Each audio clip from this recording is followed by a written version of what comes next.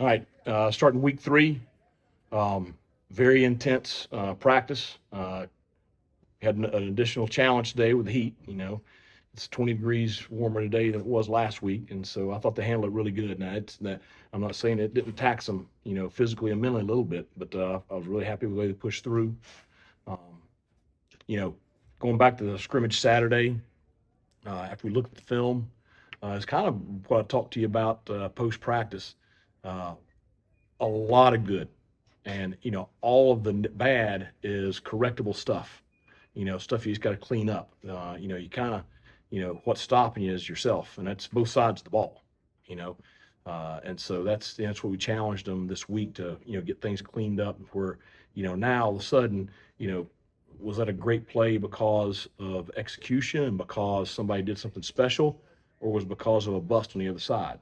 And so you want to get it to where it's because of execution, somebody doing something special with the ball. So that's a real challenge this week. We want to play better both sides of the ball and special teams Saturday than we did last Saturday. And if we can do that, I'll be really, really happy going into our last week of spring practice. How important is it to make a jump this week? Third week of spring practice, coming off the first real scrimmage, and you kind of improve as a team. Well, I think the thing you want to do, your last of your installs are going in this week. We've thrown a lot at them, both sides of the ball. There's all this offensive stuff is brand new, and so the kids are having to spend extra time on their own just to make sure they have everything down. Because if you're wanting to play fast, you can't be thinking. It's gotta be just like that. And so that jump this week is got to be in the execution phase offensively. And I think defensively, the jump has got to be handling the speed of the offense. I thought we struggled with that a little bit on Saturday. And so this Saturday's scrimmage, just really want to see that tremendous improvement there with those two things. You mentioned the heat. How do you get the boys ready to handle that plus 10 degrees and also go fast this summer? Well, we had them, as far as today, we talked to them about hydrating, yesterday, get a good night's sleep, hydrating throughout the day today. But, you got to condition yourself. And that's, you know, thankfully we have fall camp to, condition us to the heat. A couple of our opponents coming in here early in the season, I hope it's blistering hot, when they come in here because, at least our kids are used to, practicing in it. But yeah, it's it's a thing. It's 80 something today. It's going to be 60 on Friday, Saturday. So that's spring in Eastern North Carolina. We've talked a lot about the guys y'all brought in as transfers. What about the returning guys, especially offensively? Have any of those returning offensive players stood out through a few weeks of spring? Well, I think if you're just looking at Saturday, I thought Dustin Hall had a great scrimmage on Saturday. I thought that, he looked like a really, really good player there in the middle.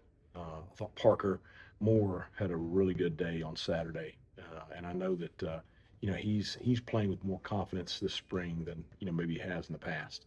I think Marlon Gunn, he's shown flashes of what I thought he was going to be last year, and I think he's practicing a little bit of a chip on his shoulder. Tyler Savage, we've talked about him before. You know, Probably as much improvement as anybody on that side of the football. He's shown himself to be a guy that's going to play this fall and guy that we can depend on. Chase Sowell, it's good to get him back Saturday. Of course, he had an explosive play with a long touchdown catch where he broke 2 tackles. And there's a Jari Patterson that's having a really solid spring. So there's lots of our returners that I'm really pleased with. Keelan Robinson has shown some flashes this spring. Like he's going to be a guy that's going to be in the rotation. Um, yeah, it's a lot of guys on that side of the ball. With the edge position, with Jeremy Lewis and Jack Powers moving on, how is the competition going there to kind of replace those guys? There's a lot. Talking about the rush, the boundary side position. I think it's a pretty heated battle with Raheem Craig and Sam Danka. I'm very pleased with Raheem. I think he's come in and really embraced that position, and he's shown a lot of twitch off the edge, and like he's a natural pass rusher. He's really improving playing in space, and I think that's helped Sam. Because Sam is having to play really, really hard and really at a higher level than he has in the past. So I think those two guys are doing a good job. I think the field end position, you have your guys back from last year, so it's kind of the same group. How's the leadership council for this year's team shaping up so far? good. I mean, it's all guys that have been here multiple years. It's guys that are A, really, really good players, and B, really solid leaders from a character standpoint in our locker room. And I think that they're doing a good job with not only, helping me with things that we're doing, but they're doing a good job of, holding some young guys accountable if they're having issues going to class or issues doing this or that. And so that's great to see. But I just, it's a group that I think the world of. So, I would expect nothing less. Are y'all still, with the quarterbacks kind of splitting the reps the same way Yep. throughout? The scrimmage Saturday, they both had equal reps. We looked at the stat stuff this morning. They were very, very even stat wise. Continue to rotate them back and forth with the ones and the twos. And right now, I mean, you guys have seen some of it too. I mean, it's neck and neck. Now, each of them does things a little bit differently, but they both played really well.